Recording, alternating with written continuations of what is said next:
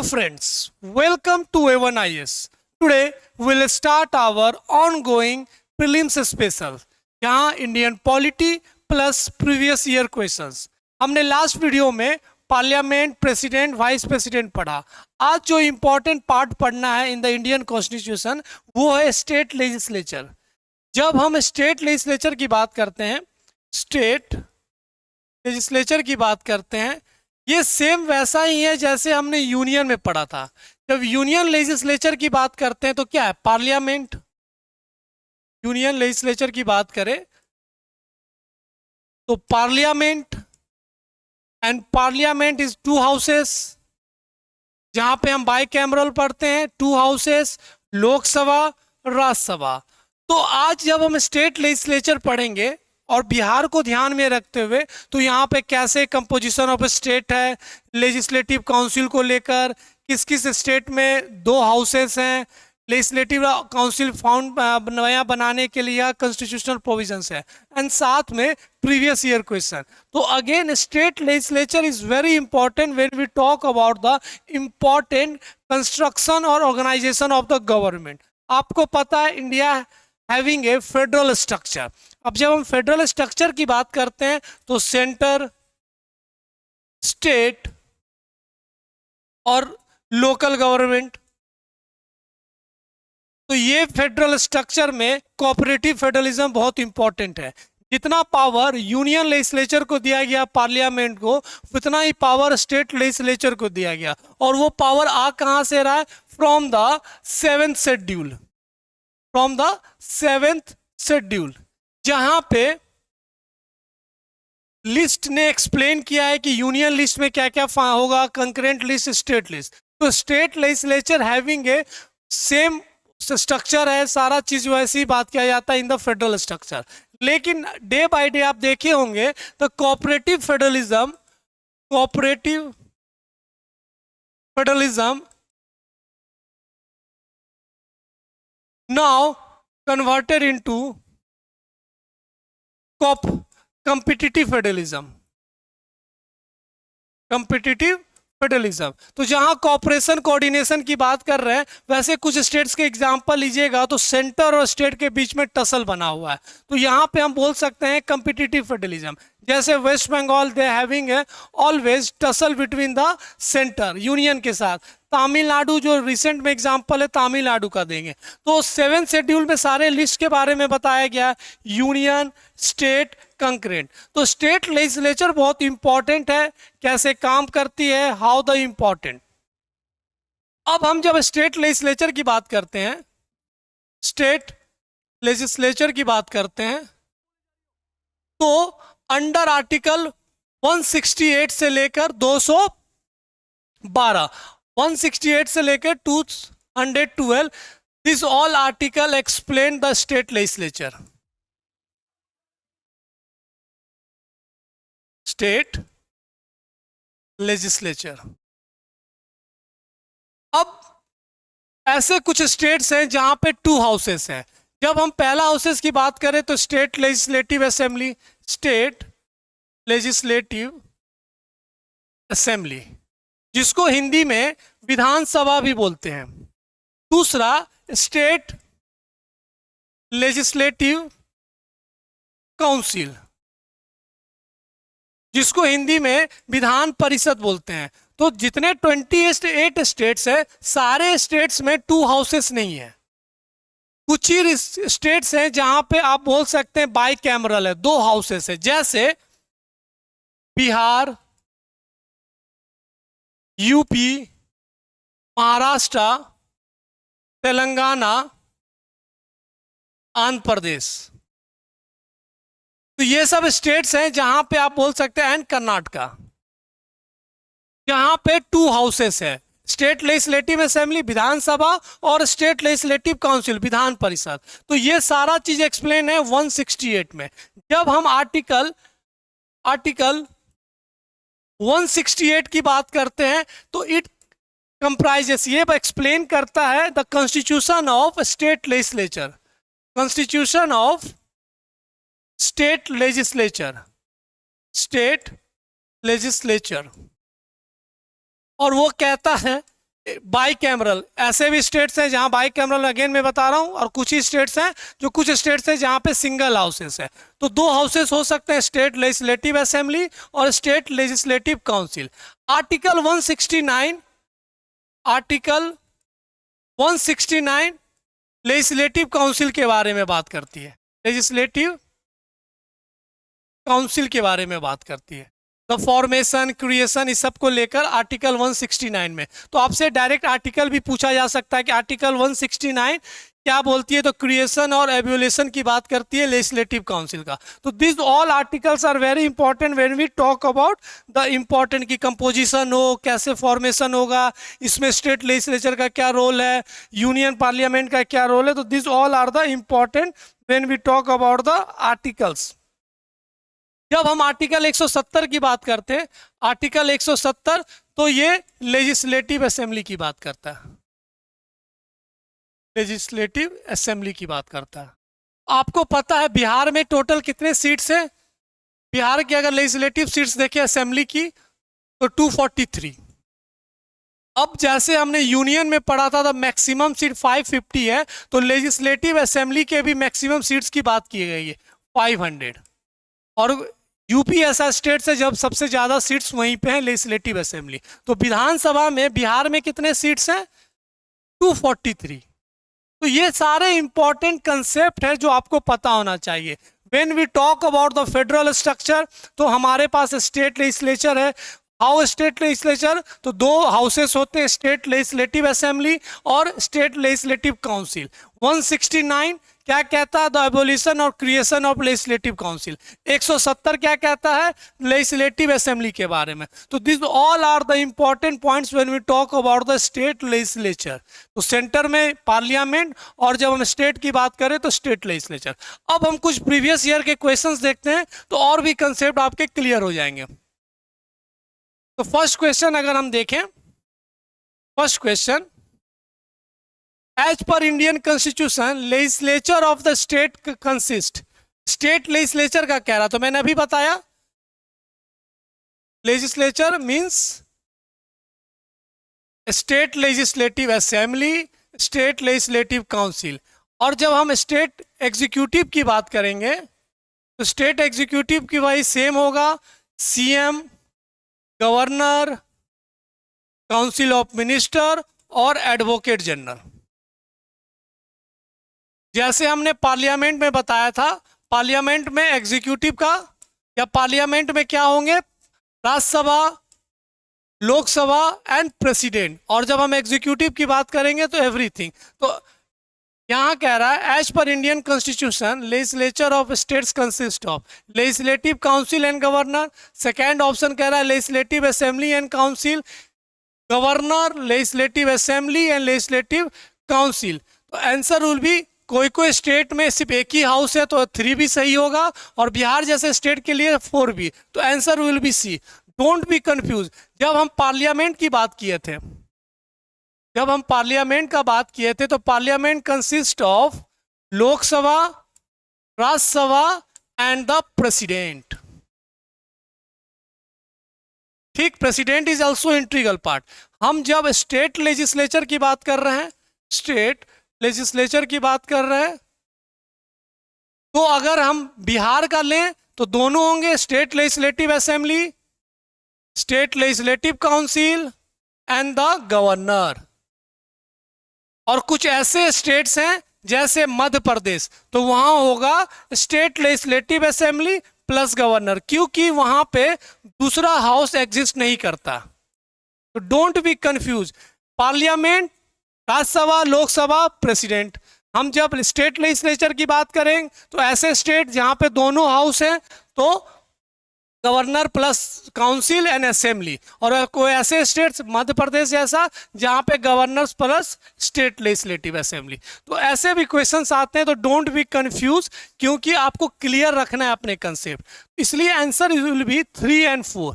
तो अगर हम बिहार का एग्जाम्पल देखें तो गवर्नर भी होंगे, लेजिस्लेटिव भी होंगे, काउंसिल भी होंगे। तो आंसर ये भी सही है। अगर मध्य प्रदेश जहां पे एक ही हाउस है तो आंसर 3 और 4।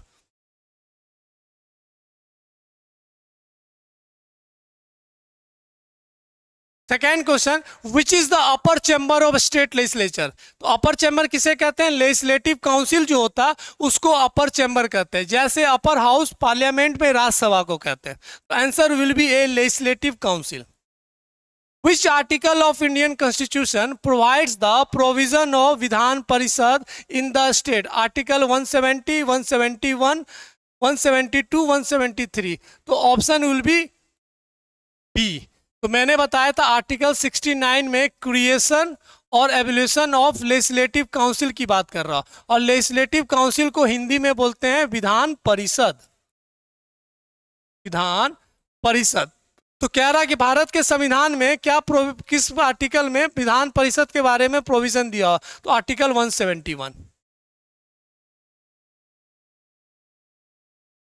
और 169 में क्या बोला गया है? क्रिएशन एंड एवोल्यूशन, बनाना और खत्म करने की बात की गई है। लेकिन आर्टिकल 171 में एग्जिस्ट प्रोविजन की बात की गई, लेजिस्लेटिव काउंसिल कैसे काम करेगा, कैसे हाउसेस होंगे। Which is the right method to establish or cancel the second chamber in the states? Proposal in the House of the People with simple majority, proposal in the Legislative Assembly with a simple majority, proposal in the Legislative Assembly with full majority along with the law passed by Parliament. अगर मानकर चलिए मध्य प्रदेश में legislative council बनाना चाहती है, तो उसके लिए क्या प्रावधान है, क्या कंडीशन बनता है जो संविधान में बताया गया? उसमें आपको एक बिल लेकर आना होगा in their state assembly, in their state legislative assembly, और वहां से ये बिल फुल मेजोरिटी से पास कराना होगा, फुल मेजोरिटी से पास कराना होगा। फिर ये बिल को आपको ट्रांसफर करना होगा पार्लियामेंट, और पार्लियामेंट में भी ये बिल पास कराना होगा, तभी आपके यहाँ मध्य प्रदेश में लेजिस्लेटिव काउंसिल का एस्टेब्लिशमेंट होगा। और ये सब कहाँ बताया गया? आर्टिकल 169। तो देखिए स्टेटमेंट में भी लिखा हुआ है, according to the article 169 parliament में by law provide for the abolition of legislative council, such council और creation state having no council, अगर जिस स्टेट के पास काउंसिल नहीं है। If the legislative assembly of the state passes a resolution by majority of the total membership and by the majority not less than, जो special majority की बात की गई है, उसके बाद आप वहां पे अगर पार्लियामेंट भी पास कर देती है। अभी लेटेस्ट में Tamil Nadu is requesting for the legislative council, दूसरे हाउस के लिए रिक्वेस्ट कर रहा है। मध्य प्रदेश भी करते हैं, तो लेकिन प्रेजेंट में तो अभी 6 स्टेट्स है। तो ये प्रोसेस है, आपको पता होना चाहिए for the creation of the legislative council. Which of the following legislative house can be abolished? Rajya Sabha, Vidhan Sabha, Lok Sabha, Vidhan Parishad. तो मैंने बताया था आर्टिकल 169 में क्रिएशन की बात की गई है और एबॉलिशन की बात की गई है। तो don't be confuse with the dissolution, dissolution अलग चीज है, यहाँ पे एबॉलिश करने, खत्म करने की बात की गई। तो विधान परिषद को आप खत्म कर सकते हो, तो answer will B D. In any state of India, legislative council can be created or can be abolished by president on the recommendation of the governor of the state। गलत। पार्लियामेंट, ओनली पार्लियामेंट नहीं हो सकता। The parliament as per resolution passed by the legislative assembly of particular state और specific state, जहां पे लागू होना चाहते हैं। Answer will be C. ऐसे भी क्वेश्चंस आते हैं स्टेटमेंट में, जब आपको कंसेप्ट पता होना चाहिए।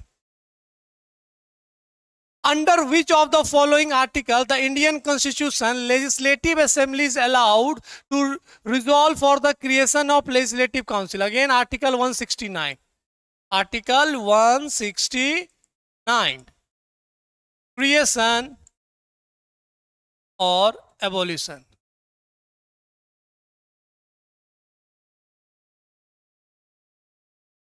Next question. The provision creation, again Article 169. बहुत फेमस आर्टिकल है। The procedure for creation of legislative council under 169।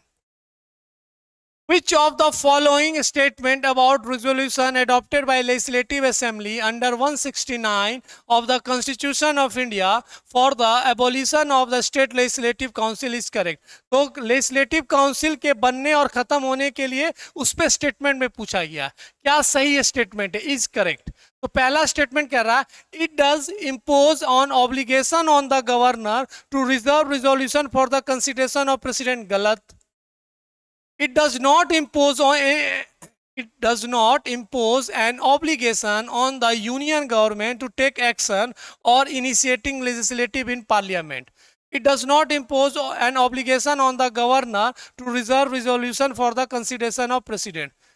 It does impose an obligation on the union. तो जो भी बिल आता है, जो भी पार्लियामेंट डिसीजन लेती है, तो एक particular it does not impose an obligation on the union government to take action और initiating legislative in the parliament. तो अगर स्टेट लेजिस्लेटिव काउंसिल बनाने के लिए स्पेशल मेजोरिटी से बिल पास कर देती है और वो पार्लियामेंट ट्रांसफर होता है, तो पार्लियामेंट वहां पे अपना डिस्क्रेशनरी पावर यूज करेगा और वो ऑब्लिगेशन में नहीं फंसा रहेगा या मैंडेटरी नहीं है कि वो उसको बिल पास करना। तो अब ये पार्लियामेंट के ऊपर है कि वो बिल लाना चाहती है कि नहीं लाना चाहती। तो answer will B does not impose any obligation. With reference to the composition of legislative council, which of the following are correct? पहला statement in the legislative council there may not be more than 1/3 of the total membership of the legislative. ये भी statement सही है। The legislative council of the state must have at least 30-40 members in it. ये भी statement ठीक है। तो answer will be A both 1 and 2। अब आर्टिकल 171 क्या कहता है? मैंने अभी बताया था आर्टिकल 171 में प्रोविजन बताया गया रिगार्डिंग द लेजिस्लेटिव काउंसिल। अब आर्टिकल 171 क्या कहता है? The total number of members in the legislative council. Total number की बात की गई है। Total number in legislative council की बात की गई है। Shall not exceed 1/3 of the total number. Shall not exceed 1/3 in the legislative. अगर मानकर चलिए टोटल नंबर है अगर 243, तो 243 का 1/3 से ज्यादा नहीं होना चाहिए लेजिस्लेटिव काउंसिल। अगर किसी स्टेट में, अगर मध्य प्रदेश का 230 है, तो 230 का 1/3 कितना हो जाएगा? तो लगभग 80। तो 1/3 से ज्यादा कहीं एक्सीड नहीं होना चाहिए। तो ये भी एक इंपॉर्टेंट क्राइटेरिया बताया गया। तो ये भी, और नॉट लेस देन 40। तो मैक्सिमम स्ट्रेंथ और मिनिमम स्ट्रेंथ की बात की गई। जब मैक्सिमम की हम बात करेंगे तो हम टोटल मेंबरशिप देखेंगे लेजिस्लेटिव असेंबली या मेंबर्स कितना है असेंबली में, उसका 1/3 से ज्यादा एक्सीड नहीं होना चाहिए। और जब हम मिनिमम नंबर की बात करेंगे तो नॉट लेस देन 40। तो ये भी इंपॉर्टेंट चीज है, आपको बेसिक पता होना चाहिए। आर्टिकल 171 में बताया गया। The legislative council of the state in India can be larger in the size than the half of the legislative of that particular state. गलत। मैंने बताया था कितना मैक्सिमम जा सकता है? 1/3। The governor of state nominates the chairman of legislative council of that particular state.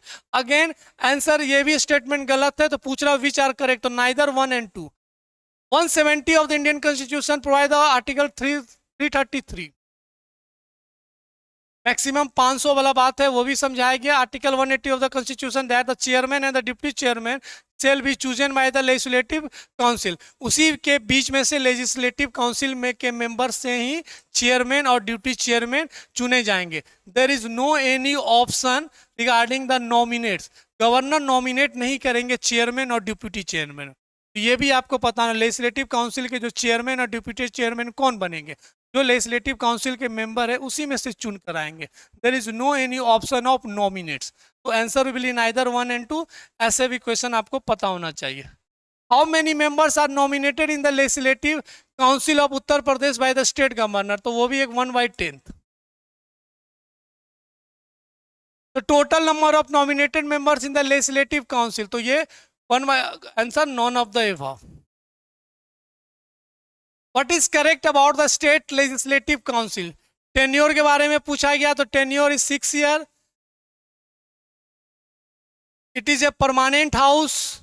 It cannot be dissolved. 1/6 members elected by local institution, 1/6 members elected by legislative assembly. Every 2 years, 1/3 members are retired. Deputy governor is the chairman of the house. तो ये the tenure of its members 6 years. Which is correct about the legislative council? तो वो statement करके बताए तो answer will be सी, 2, 3, 6 और 8. तो कहने का मतलब 2, it is a permanent house, ये भी राइट है. 3, it can not be dissolve, permanent house है तो डिजोल्व तो होगा नहीं. 6, every 2 years 1/3 members are retired, this also is right statement. And the 8, the tenure of the member is 6 year. तो इसमें जो डिप्टी गवर्नर वाला स्टेटमेंट है ये तो गलत है, मैंने अभी बताया. तो ऐसे करके भी आपको पता होना चाहिए, परमानेंट हाउस है, डिसॉल्व नहीं हो सकता, tenure 6 years, and every 2 year 1/3 members are retired. The member of state legislative council are not chosen by which of the following categories of person? Members of local bodies, teachers, graduate, industry, none of the absent. तो ये भी एक answer आपको पता होना चाहिए. Which of the following cannot be dissolved but can be abolished? Again, a state legislative council under Article 169. What is the tenure of the member of a state legislative council? 6 year. जैसे राज्यसभा का 6 साल थे. Which of the following states of India does not have a legislative council so for even though the Constitution Amendment Act 1956 provides for it? Answer D. Maharashtra, Bihar, Karnataka, Madhya Pradesh में नहीं है. Which of the following states do not have a bicameral legislature? Karnataka में है, महाराष्ट्र में, Uttar Pradesh, Bihar. Answer will be Tamil Nadu. 6 states हैं, याद रखिएगा, Bihar, UP, Maharashtra, Karnataka, Telangana, Andhra Pradesh. These 6 states having a bicameral structure. In which of the following state legislative council does not exist? Rajasthan. Answer will be C. Which of the following state does not have a bicameral? Again, this type of questions आपको याद होना चाहिए. Legislative कहाँ पे है? हिमाचल प्रदेश में, तो पता हिमाचल प्रदेश में नहीं है, केरला में नहीं है. Answer will B D. कह रहा कि किस स्टेट में है, एग्जिस्ट करता, तो answer will be Bihar, only 4. How many reorganize states had bicameral legislature in 1956? तो इसको थोड़ा सा वो कर दिया गया. रीऑर्गेनाइज 7th कॉन्स्टिट्यूशनल अमेंडमेंट में रीऑर्गेनाइजेशन की बात की गई थी 1956. तो south of west 5, Uttar Pradesh, Bihar, Bombay, Madras, ये सब में बाइकैमरल की बात की थी. एबॉलिश 1969. स्टार मार्क क्वेश्चन है, ऐसे भी क्वेश्चन आते हैं, आपको पता होना चाहिए. According to the article 170 of Indian constitution, minimum and maximum strength member of legislative assembly. तो मैंने अभी भी बताया था, मैक्सिमम कितना है? 500, अब मिनिमम 60. कुछ एक्सेप्शंस है, north east. Which of the following states is an exception to the provision of Article 170 which says that the state legislature shall consider not less than 60? Sikkim. मैंने कहा था ना, कॉन्स्टिट्यूशन ऑफ इंडिया ने maximum और minimum की बात की गई. Maximum 500, minimum 60. लेकिन कुछ स्टेट्स हैं जहां due to the small size वहां पे ये क्राइटेरिया फॉलो नहीं होता, तो सिक्किम में 60 से कम सीट्स हैं. The Constitution of India provides that the legislative assembly of each state shall consist not more than 450. तो ये तो गलत है, 500 होंगे. A person shall not be qualified to the chosen to the fill the legislative assembly of state if the, ये भी answer statement सही है, तो answer will B 2. What can be the maximum number of members in the legislative assembly? 500.